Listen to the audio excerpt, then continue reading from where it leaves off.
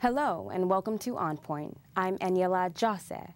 The traditional family structure that once consisted of a man, a woman, and children is shifting in today's world.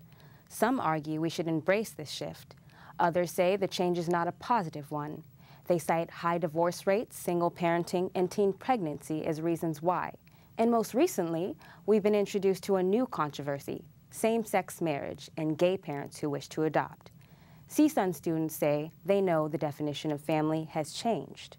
Either the wife's cheating on the husband or the husband's cheating on the wife and people don't stay together anymore, and there's kids going out to, doing drugs and getting arrested, and there's no morals anymore in society. As long as you love who you love and you love your children and you love your family, that's all that really matters.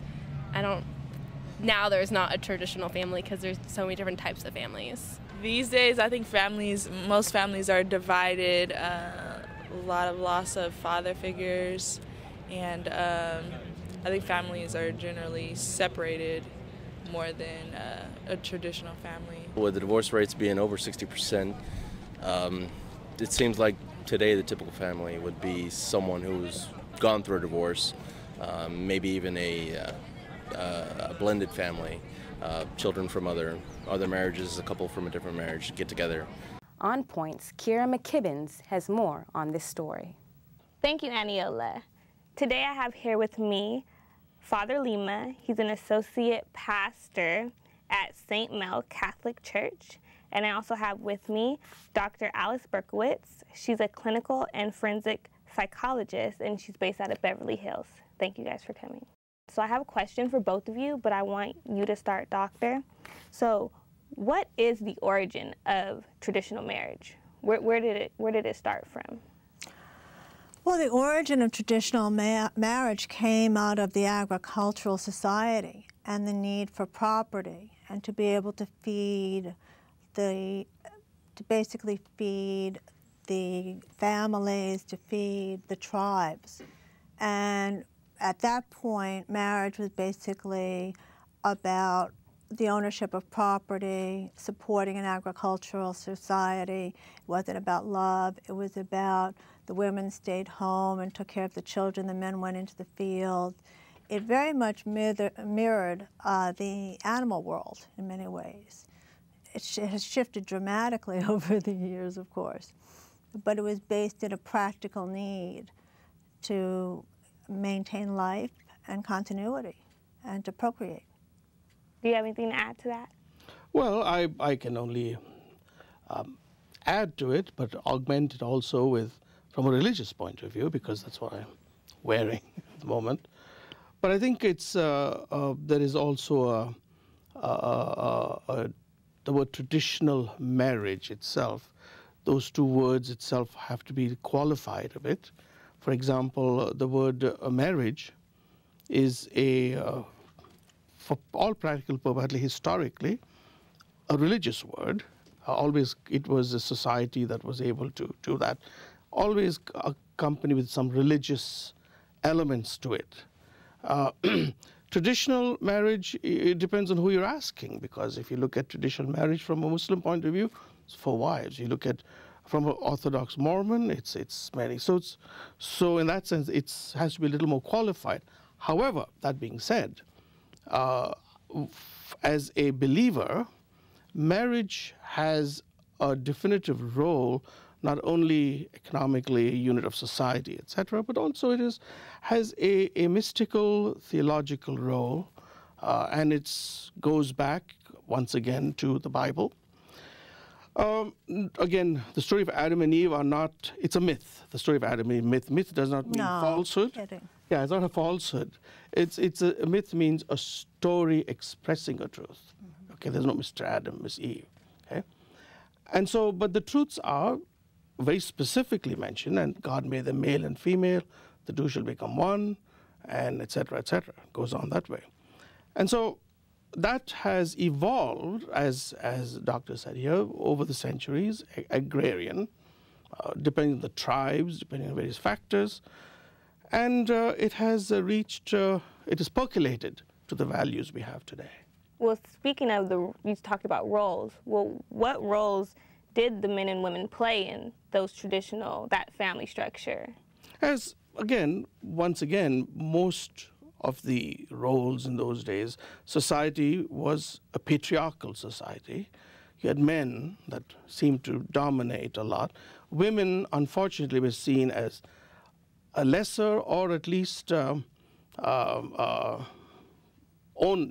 by like as they were property. Unfortunately, it still exists in some places, that attitude. But personally, I like coming from India myself, I like the Indian aspect, where they call the man is the master of the house, but the woman is the goddess of the house, at whose feet even the man worships. Do you want to add anything to that? Well, I guess, I look at things a little bit differently, of course.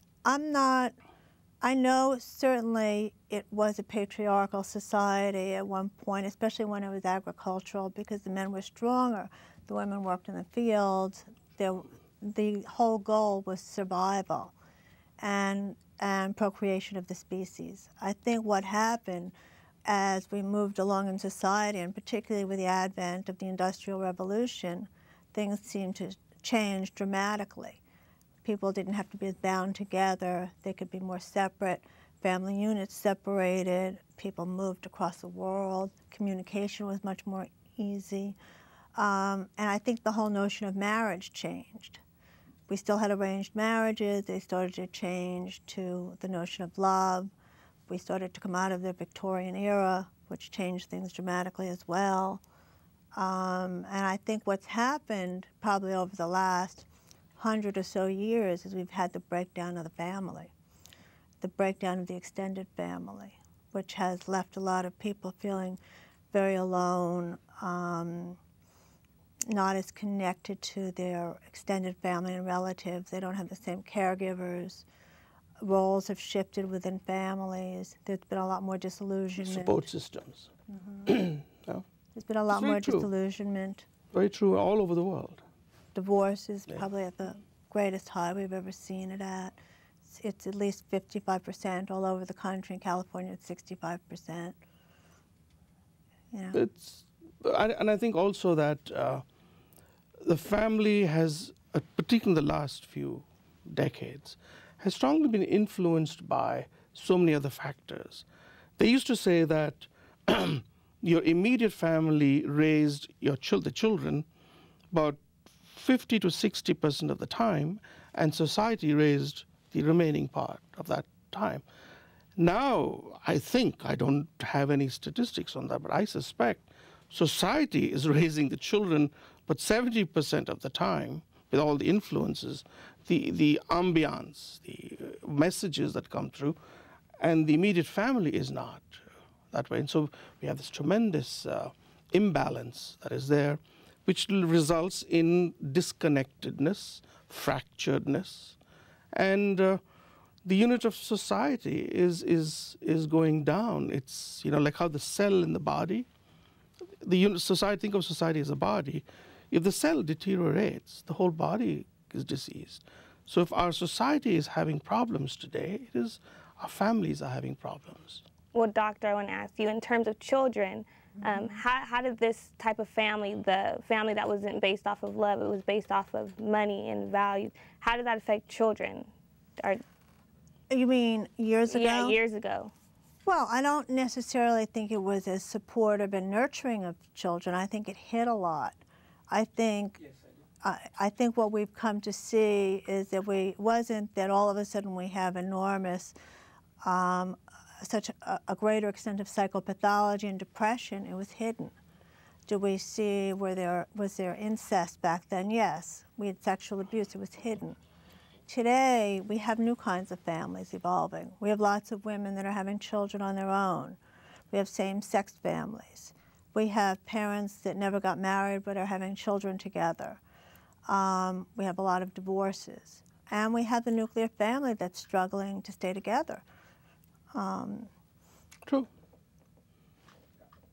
Yeah, it is. No, I agree. I think, though, the society is changing so drastically today, and families are left helpless to cope with what's going on. And we've not yet reached that mound of how to deal psychologically with the current situation, because in our minds, or perhaps somebody will say it's in our DNA, to think of the family as the traditional mom, dad, children. And if it is changing fast, we are not equipped yet to deal with any other variation. Therefore, we find fractured families, no communication. And there's another factor that we have to keep in mind is affluence. You know, more and more couples are having only 1 or 2 kids. Never used to be that way. They needed the kids for social security, for help on the fields, for all of that. But now with affluence, the birth rate is dropping. And more parents are having families later, children later. And so all of that plays a factor in the psychosexual development of the child, you know, the relating to, in that sense. I think that's why what we have now is really, that's come to the fore, is attachment theory and how critical it is. Because the ability for a parent to attach to a newborn baby and to be able to have a strong, secure attachment with that child is really the strength we have today, that as psychologists we know if we look for anything, that's the one thing we have to foster, no matter what the family looks like on the outside. But that there has to be the ability for the main parent or both parents to be able to attach from a very early age and to create a sense of security and safety and the ability to... But do women don't do that anymore? I think a lot of women do that. I think there are times where we have women at times are the primary workforce and that the men have to take it over. You know, there's a guy by the name of Daniel Siegel who writes a lot about newborn babies and attachment. And, you know, he was the first person who brought us kind of out of our Middle Ages, who said, you know, when an infant is born and, you know, is first delivered, that infant will turn both to the mother's voice and the father's voice, and that is so crucial. Now, does the mother play the primary role of attachment? Hopefully there will be one parent that will play it, especially during the early years, and hopefully it'll be the mother with breastfeeding. But I've seen lots of times where the mother is absent and the role is given over to the father or someone else who is able to meet that child's cues and the child can have a very successful life. I think it's about stability and listening to children and getting to know your children and trying to mold the society as it changes. See, one of the challenges we have, I think, we have in the church, for example, and I'm sure society has the same challenge. On one side, you have to hold to the ideal. What is the best for this couple, best for the children, and best for society, the ideal. On the other side, you have to deal with the real. And so how do you, sometimes these don't meet. And that's the challenge that is there. That's a challenge of without compromising the ideal, how do you deal with the real? You know, because these things are happening, because people call, they come for counseling, they want to talk to you, and then sitting back, you can look and see beyond what they're going through, but then what do you tell them? Because they're already caught into that little framework that they can't get out of. So I see that you both agree it did change. So when do you think this change happened? Around what time? I'm not saying that the change is good. I'm just saying, yes, we agree that the change happened. Yeah. So when did we see this change in the family structure? When did the change in marriage happen? When did you see it happening? Either one can grab that question. I think it's changed over the hundreds of years. I think, you know, with the Industrial Revolution, we saw changes. We saw with the world wars, with people immigrating to the United States, it's changed. With women getting the right to vote, it changed. With the roles starting to change in the 50s and the 60s, again, of women and men, it's changed. With gay marriage, it's changed. With the divorce rate, it's changed. I don't think it's changed at one time, but I think it's a period that's happened over many hundreds of years. But at the same time, the change is happening in Western societies. Okay? In the Eastern societies, for example, in Asia, India, there is change happening because of the same reasons, but it takes on a whole different aspect. For example, again speaking as an Indian, from India, basically, the extended family is still there. Values are still there. People, when a couple gets married, it's not the man and woman getting married, it's two families that get married to each other, and that's still there. And there is affluence, there is all of these, but each society is dealing with it in slightly differently. For example, in Japan, now we can't go to China because of the restrictions there, but in Japan, they still have values. The Japanese values are there. Certainly in India, those values are still there. But so when we speak of this change that is coming across, I think it's getting rapid here in the West, more than anywhere else. And I think there are other factors for it. So why do you think it's changed so drastically here? I suspect only because we have lost, and this might sound a little bit redundant or so, but it coming from a man of the cloth, I think in the West, personally, we have lost the sense of the sacred. If you ask anybody today what is sacred, they will not know how to answer. They will answer in terms of what is meaningful or what is significant, but what is sacred? In the old days, those were very clear. Country was sacred. I mean, you dared not desecrate the flag. Sacredness, parents were sacred, family was sacred, God was sacred. We've lost that today. And so lots of things are being lost in that whole, almost like a tsunami, that we've lost sense of sacred. And I think this is part of it. It's one tiny factor, but I really feel that's a very strong thing. So, Doctor, do you feel that gender roles and this shift within gender roles has anything to do with the way the family structure is? The shift in gender roles, not completely. Does it have to do with the change in how the family structure? It certainly is affecting the family structure. You might have a mother that's working, a father that's home. You might have two mothers. You might have two fathers. But I think the value system is still the value system of the people. And I do believe something as sacred is lost. I'm not so sure that it's the traditional. Of course, we'd all like to still believe in the mother-father fairy tale. Unfortunately, we don't live that. And I think when you have incidents like 9/11 happen, and our basic value system and everything we thought we were safe in this country starts to fall apart, that changes things dramatically again. But I certainly do see a change in terms of gender roles and gender differences and same-sex marriages and how that is affecting children. And but often economy plays a role too. No more can a family sustain themselves on one salary. You almost have to have two salaries, which means both have to go to work. It affects family, it affects children, the way they're raised, latchkey kids, all of that.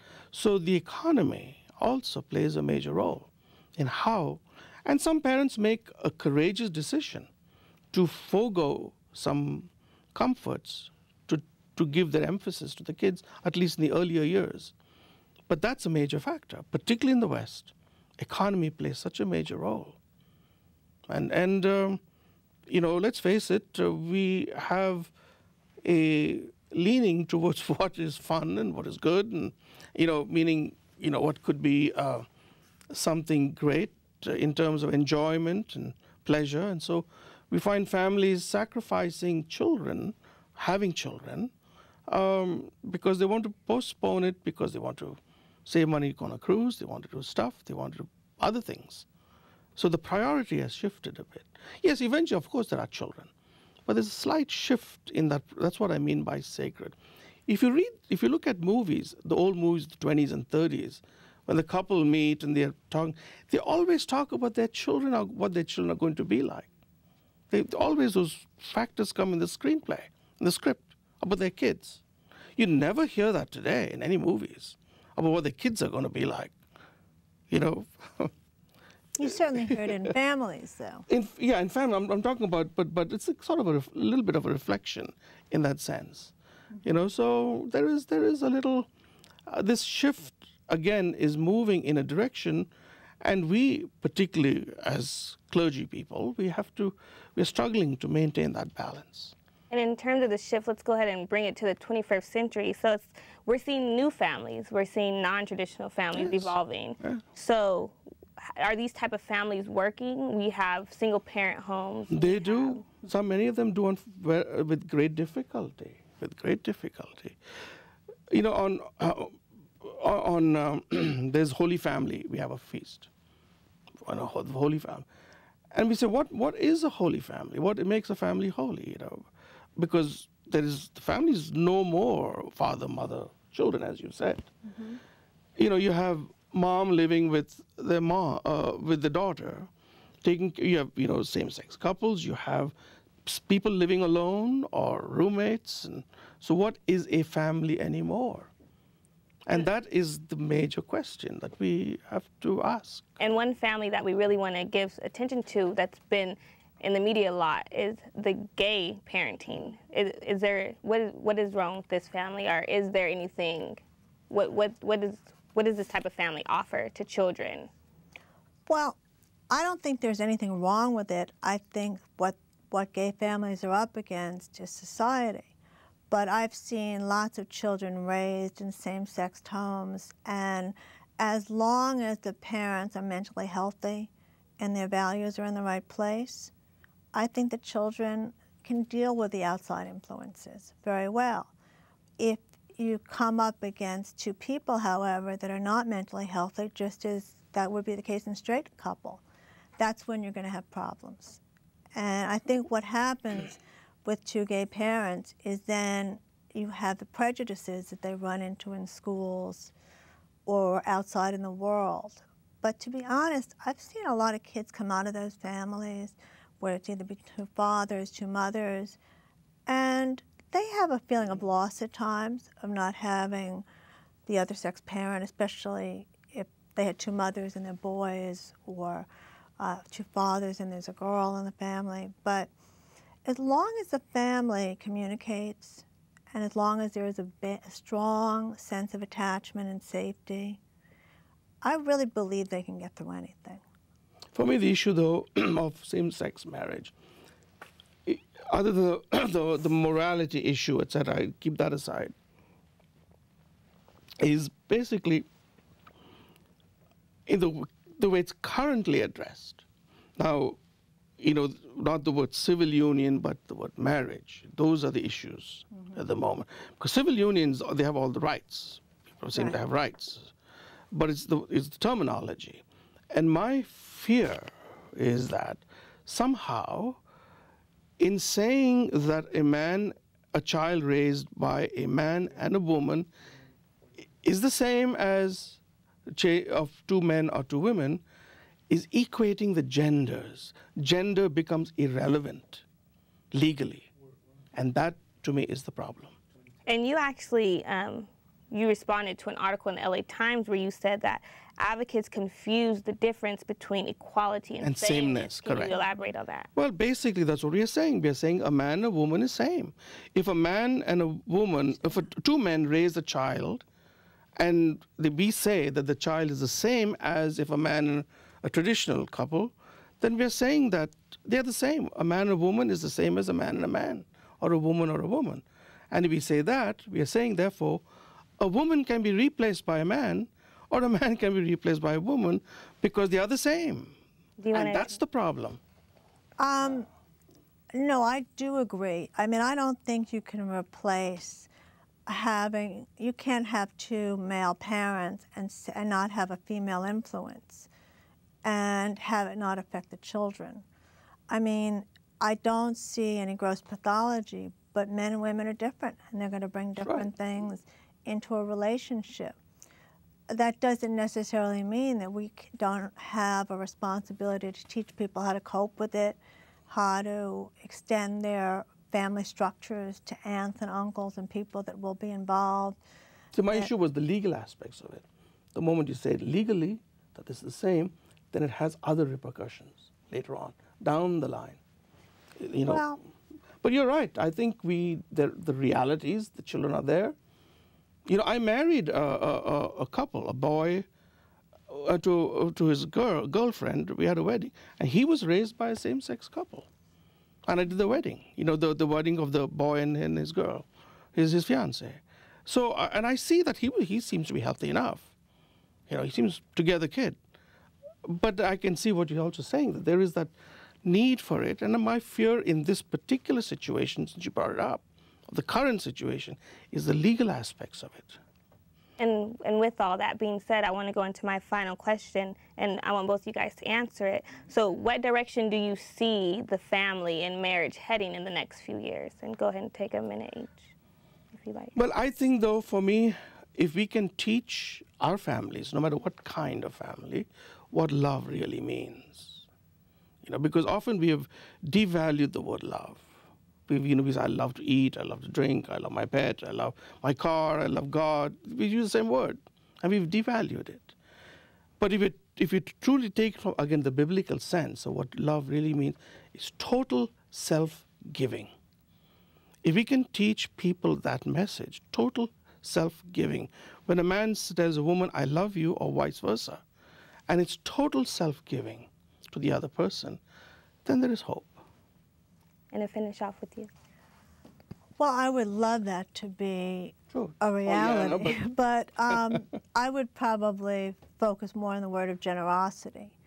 I think where we're going is that we're going to see a lot of different kinds of families. And I think as a society, we need to hold them in respect, and we need to treat the parents as if we would treat any parent, and the children in particular, to not create any more trauma, but to help them adapt and to try to establish a greater sense of community again. And I think people are moving back towards that. Okay. And so I want to thank both you guys for coming. Father Lima, Dr. Berkowitz, thank you guys so much. I hope you guys have a good day. Thank you. It's been delightful. Packers, Vikings, Red State, Blue State. We come from different places. Uptown. But when we live united, we create real lasting change in the education, income, and health of our country. Real change won't happen without you. So give, advocate, volunteer, Live United. Sign up at liveunited.org. We would all like to thank you for watching On Point. If you would like to see more of this, you can follow us on Facebook by searching CSUN On Point, and follow us on Twitter at CSUN On Point, all one word. This show also appears on our website at csuntvnews.com, or catch us here every Sunday at 4 o'clock. For all of us here at On Point, I'm Eniola Jose.